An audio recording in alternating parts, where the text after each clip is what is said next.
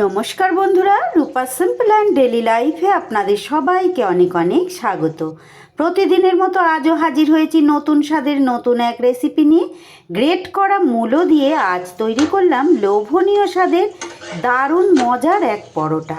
কোনো রকম পুর ভরার ঝামেলা ছাড়াই খুব সহজে একদম অল্প সময়ে হাতের কাছে থাকা কয়েকটা উপকরণ দিয়ে এই দারুণ স্বাদের পরোটাটা বানিয়ে নিতে পারবেন। একদম নরম তুলতুলে।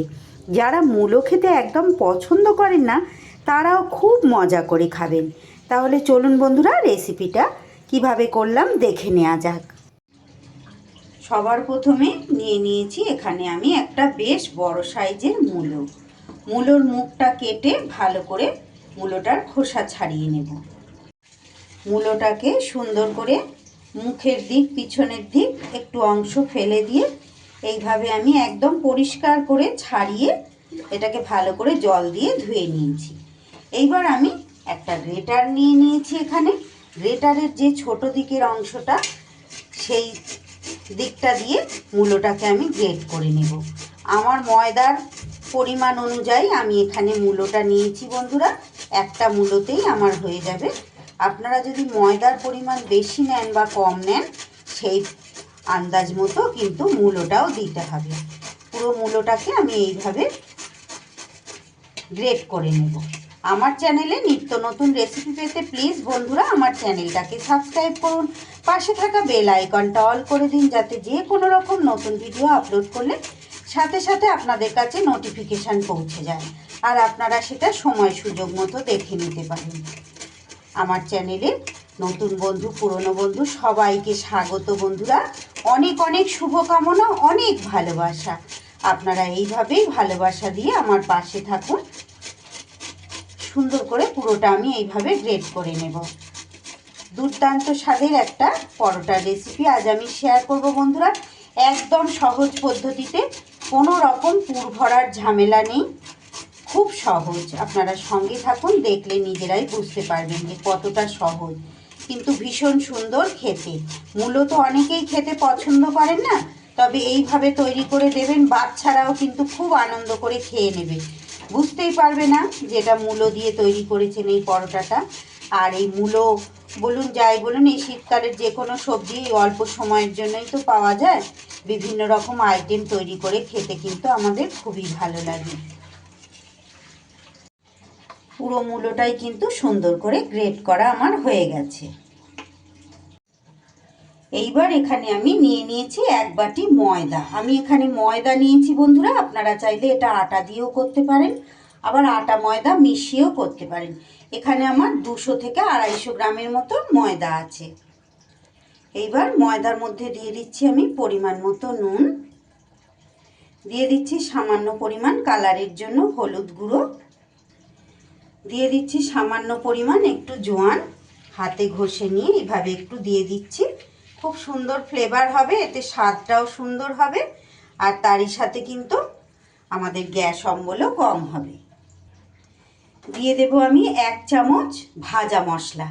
এটাতে আমার ধনে জিরে আর শুকনো লঙ্কা শুকনো খোলায় ভেজে গুঁড়ো করা আছে বন্ধুরা, সেইটা দিয়ে দিলাম 1 চামচ। আর দিয়ে দিচ্ছি এখানে 1 চামচ চাট মশলা। বেশ চটপটা একটা স্বাদ আনবে। আর এই চাট মশলাটা যদি আপনাদের হাতের কাছে না থাকে, এখানে একটু লেবুর রস আপনারা দিয়ে দিতে পারেন।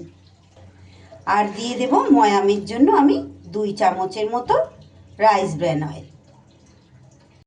মূলো ছাড়া সব কিছু উপকরণ আমার দেয়া হয়ে গেছে। এইবার আমি দিয়ে দিচ্ছি কোরানো মূলোটা।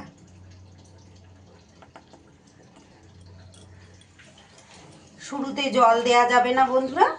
মূলোটা দিয়ে, মূলোতে প্রচুর পরিমাণে জল আছে আপনারা তো জানেন। সব উপকরণ ভালো করে এইবার হাতের সাহায্যে আমাকে মিশিয়ে নিতে হবে। আমার আজকের রেসিপিটা যদি ভালো লাগে প্লিজ বন্ধুরা একটা লাইক করে দেবেন, ছোট্ট একটা কমেন্টের মাধ্যমে জানিয়ে যেতে ভুলবেন না যে আজকের এই লোভনীয় রেসিপিটি আপনাদের কেমন লাগলো। ভালো লাগলে অবশ্যই বাড়িতে ট্রাই করবেন, আর যদি ভালো লাগে একটু বেশি বেশি করে সকলের মাঝে শেয়ার করে দেবেন। সুন্দর করে আমি হাতের সাহায্যে এটাকে আগে মাখিয়ে নিতে হবে। মাখিয়ে নিচ্ছি। তারপর যতটুকু প্রয়োজন হবে ততটুকুই কিন্তু আমি জল ব্যবহার করব। আগে হাতের সাহায্যে এইভাবে চটকে চটকে বেশ কিছুটা সময় ধরে আমি কিন্তু মাখিয়ে নেব। খুব বেশি জল এতে প্রয়োজন হবে না, মূলোতে জল আছে তো। সব উপকরণ খুব ভালো করে আমি হাতের সাহায্যে চটকে চটকে এইভাবে মিশিয়ে নিয়েছি। এইবার অল্প অল্প জল এতে আমি ব্যবহার করব। শুরুতেই বেশি জল দেয়া যাবে না, মোটামুটি একটু শক্ত ভাব করেই একটা ডো আমার তৈরি করতে হবে। আস্তে আস্তে অল্প অল্প জল দিয়ে আমি মাখিয়ে নেব। এই মাখিয়ে নেওয়াটা অবধি একটু যা সময় লাগবে বন্ধুরা, তারপরে তো আর অত খাটুনিও নেই, অত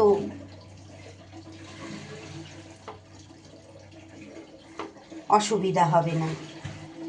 দেখুন খুব অল্প পরিমাণ আমি একটু জল দিয়েছি, তাতেই দেখুন কতটা ডোটা আমার মাখা হয়ে যাচ্ছে। দেখুন বন্ধুরা, সুন্দর করে ডো কিন্তু আমার মাখা হয়ে গেছে। একদম সামান্য পরিমাণ না দেওয়ার মতো জল দিলাম আমি, তাও দেখুন কেমন একটু নরমভাবেই হয়েছে। তাই আপনাদের বলছি বন্ধুরা, আগে চেষ্টা করবেন যতটা সম্ভব চটকে চটকে মেখে নেওয়ার। মেখে নিয়ে প্রয়োজন হলে তবেই কিন্তু জলটা দেবেন, না হলে দেবেন না। জল লাগবে না, মূলোর জলেই কিন্তু মাখা হয়ে যাবে। এইভাবে আমি এবার নেচি কেটে নেব। একটু বড় বড় করেই কাটবো, যেহেতু পরোটা ভাজবো আমি।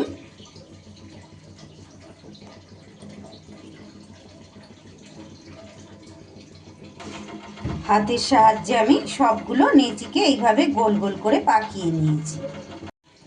এইবার একটু ময়দা নিয়ে, আপনারা চাইলে এটা তেল দিয়েও বেলতে পারেন, তবে একটু যেহেতু নরম নরম ভাব আছে তো ময়দা দিয়ে বেললেই বেশি সুবিধা হবে। তেল দিয়ে বেললেও অসুবিধা নেই। এইভাবে এবার গোল গোল করে বেলে নিতে হবে। ভীষণ সুন্দর লাগে খেতে বন্ধুরা। এটা খাওয়ার জন্য প্রয়োজন হলে সামান্য একটু সস দিয়েই কিন্তু এটা খাওয়া হয়ে যাবে। শুধু শুধুই এটা আপনারা খেয়ে নিতে পারবেন, এতটাই সুন্দর হয়। একবার বাড়িতে বানিয়ে দেখবেন এই শীতকালে, খুব সুন্দর। বাচ্চাদের টিফিন বক্সে দিলেও কিন্তু ফিরিয়ে আনবে না, বুঝতেও পারবে না যে মূলো দেওয়া, অথচ সুন্দর করে কিন্তু খেয়ে নেবে। এইভাবে রুটির থেকে একটু মোটা রেখে গোল গোল করে বেলে নিতে হবে। দেখুন খুব সুন্দর করে আমার সব কটা পরোটা কিন্তু বেলা হয়ে গেছে। এইবার গ্যাসে আমি তাওয়া বসিয়ে দিয়েছি। তাওয়া গরম হলে প্রথমে একটা দিয়ে দিলাম এরকম শুকনো অবস্থাতেই। একটু এপিট ওপিট করে এইভাবে আগে সেঁকে নিতে হবে। এইবার অল্প অল্প করে তেল দিয়ে সুন্দর করে মুচমুচে করে ভেজে নিতে হবে। ভীষণ লোভনীয় একটা টিফিন রেসিপি বন্ধুরা, আর চট জলদি কিন্তু এটা তৈরিও হয়ে যায়। কোনো রকম পুর ভরার ঝামেলা নেই, দারুণ সুন্দর কিন্তু খেতে। এইভাবে এপিট ওপিট করে লাল লাল করে আমি ভেজে নেব। পরোটাগুলো ভাজার সময় এত সুন্দর একটা ফ্লেভার আসছে বন্ধুরা। মূলো আছে, তার সাথে সব রকমের মশলা দিয়ে তৈরি করেছি, খুব সুন্দর লোভনীয় কিন্তু খেতে। একটা ভাজা আমার হয়ে গেছে। এইভাবে এক এক করে বাকিগুলো আমি কিন্তু ভেজে নেব।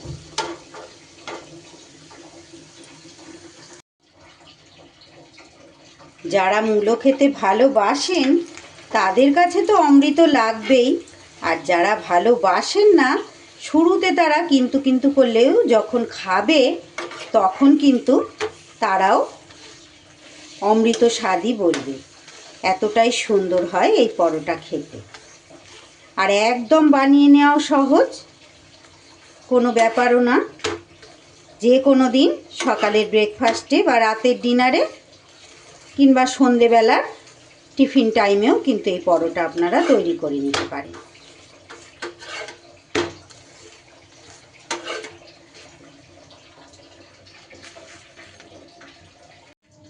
সব পরোটাগুলোই কিন্তু আমার এক এক করে ভাজা হয়ে গেছে।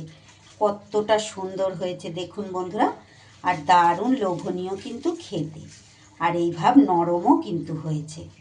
শুধু একটুখানি সস দিলেই এটা কিন্তু গরম গরম খাওয়া হয়ে যাবে। আমার আজকের এই রেসিপি কেমন লাগলো বন্ধুরা, মূলোর পরোটা? যদি আপনাদের ভালো লাগে প্লিজ একটা লাইক, কমেন্ট, শেয়ার ও সাবস্ক্রাইব করে আমার পাশে থাকবেন। সবাই খুব ভালো থাকবেন, সুস্থ থাকবেন। আবারও ফিরে আসছি আগামী দিন নতুন কোনো রেসিপির সাথে। আজ তাহলে আসি। সকলকে অসংখ্য অসংখ্য ধন্যবাদ পুরো রেসিপি দেখার জন্য।